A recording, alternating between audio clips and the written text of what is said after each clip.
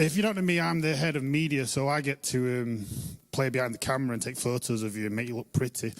Or I do the online stuff. But I'm married to Sarah. Yeah, I need prayer. Do you need prayer? So we've got 4 kids between us. Brad, Tash, Jasmine and Gabrielle. Brad and Tash, I'm actually their stepdad, but it's like they do as they're told anyway. So I thought when I got asked to speak, I was like thinking, let's. I'm not going to be talking about myself all the time, but I relate more to it. And a couple of years back, me and Sarah bought a caravan. Right, a caravan. Yeah, you say yeah. Oh, my nerves are going now. We bought a caravan, and we're novices here. We've never done it before. We never had a caravan or anything, and we decided to do it just so we could take the kids on holidays more and just spoil the kids, really, not us. And when I was thinking about this, I was like, we go on holiday and it's great. We hook the caravan up to the back of the car. It's a tour, and we go on a trip. It was nice. Anyway, but when we get there, we set up the caravan and everything, and 9 times out of 10, me and Sarah have marital arguments. Let's just say it starts to be a bit of an argument, especially when we put the awning up. If you don't know about what an awning is, it's like a big tent that goes on the side of the caravan. Yeah, every like Ruth was saying there, she knows what it's like. But anyway, we get the awning up and then we have a great holiday. It's like that. It's like we'll calm down and we'll go away. But it's just so much better. Anyway, as the holiday goes on, there's always sometimes something goes wrong in the sense of something breaks. It's not a new caravan, as you can see. This is the caravan. It's inside. There's 2 pictures there, and it's nice. And anyway, halfway through our last holiday, we went. As you can see, there's a couch-like thing, and it broke. I mean, I'm not saying I was sat on it, but I was sat on it. and it broke. And Sarah was like, what are we going to do? Because that actually becomes a double bed. And Sarah was like, what are we going to do? She's like fretting and she's praying and she's ringing everybody and the dog. And anyway, my father-in-law came with us as well in his caravan. And my father-in-law is very, very good at fixing things. I mean, at the moment, he's getting to an age where he needs help because of his health and stuff. But, I mean, that's also as well. Thank you for everybody who prayed for him recently. He's doing a lot better. He's really doing well. But I asked my father-in-law to come over and have a look at it, and we fixed it with a kitchen knife and a block of wood.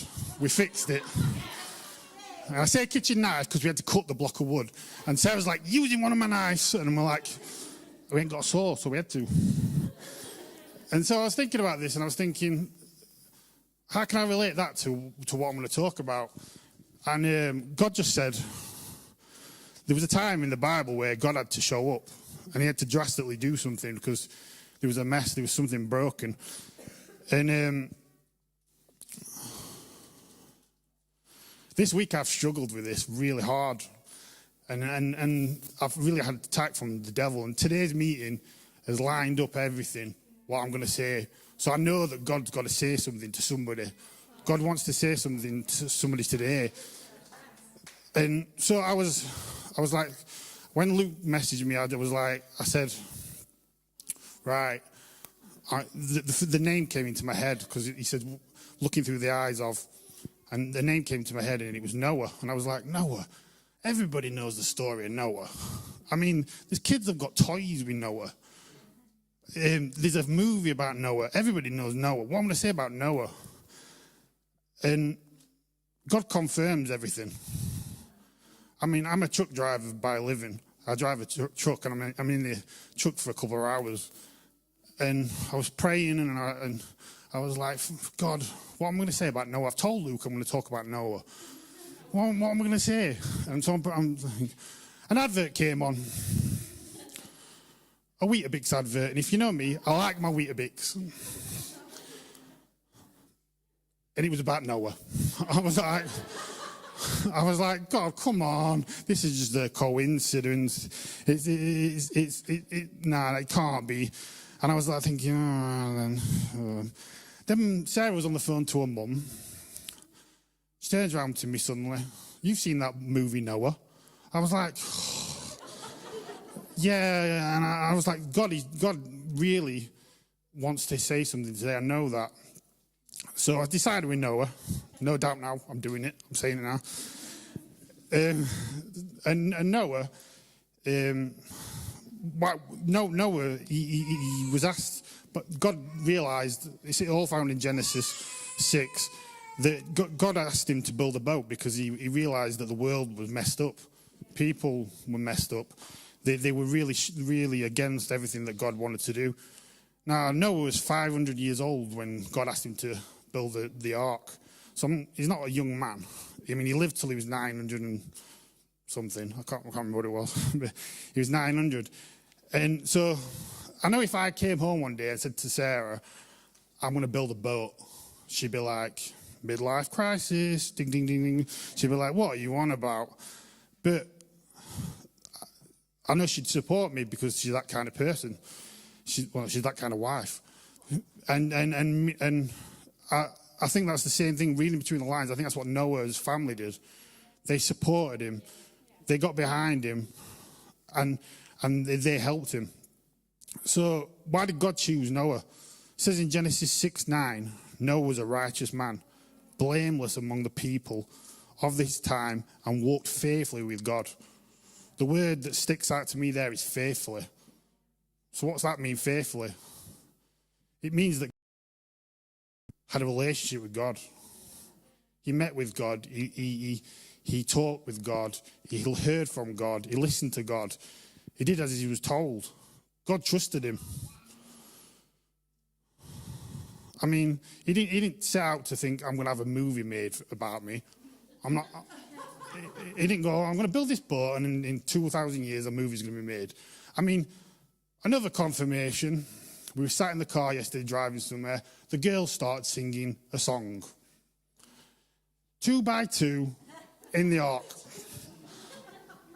They went in 2 by 2. And I'm like, flipping heck, God's at it again. But you see, God knew the faith that Noah had. He knew that he had faith.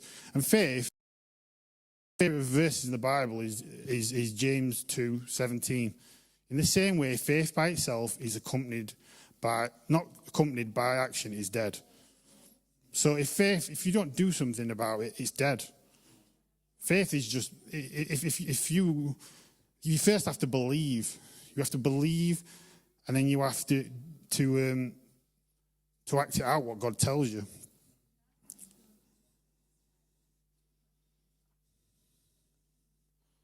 You need to activate that faith no matter what.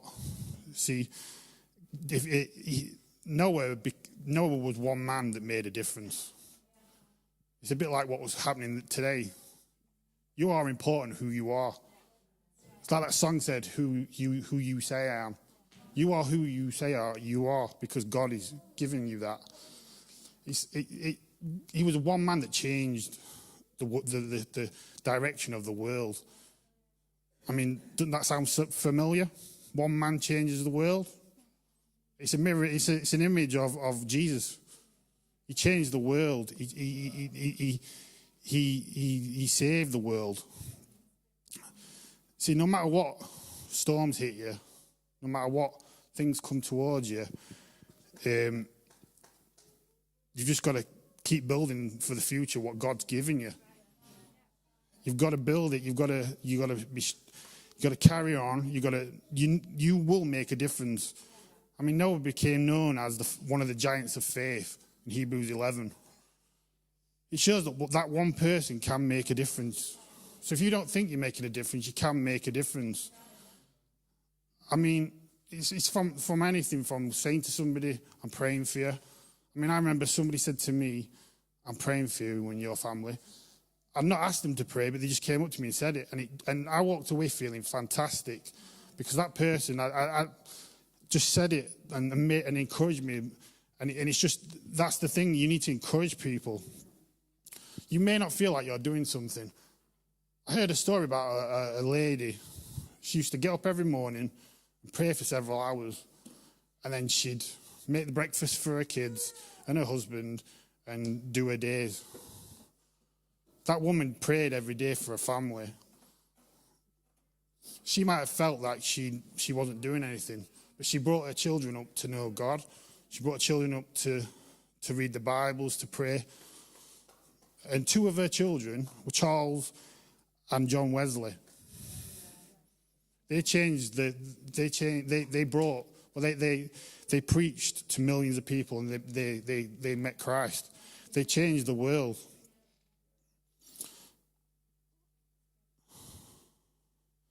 I heard a great quote which Pete posted the other day, and I asked him if I could do it, and he said, yeah. He's a great man. So it says, expect great things from God, attempt great things from God. Expect great things from God, attempt great things from God. It's like my dad was saying, dry bones. You can believe that it's going to do it, but if you don't prophesy, if you don't say dry bones walk, you don't say dry bones get up, it won't be, because it's vocal. You're saying it. God wants to do great things in this place and in your lives. It's not just this place, it's your lives. You going out into the world. I just want to finish. I'm a Jenkinson, so I have to have a dog. I'm a Jenkinson man. So I was walking my dog this morning, and God again revealed something to me. And I had a song on, and it's called Breakthrough. And it says, I believe. You've got to believe first. There is a breakthrough. And when you get that breakthrough, there's a victory. So we've got to believe, we've got to believe it. We've got to get hold of it, and then we've got to action it. And there will be breakthrough, and we will see the victory. So just remember, you can make a difference. You're one person that can do something. You're one person that can step out and you can change a world. It may be little by little, it may be big by big. We're all called to do different things. We just got to listen to God, obey him, and then things will happen.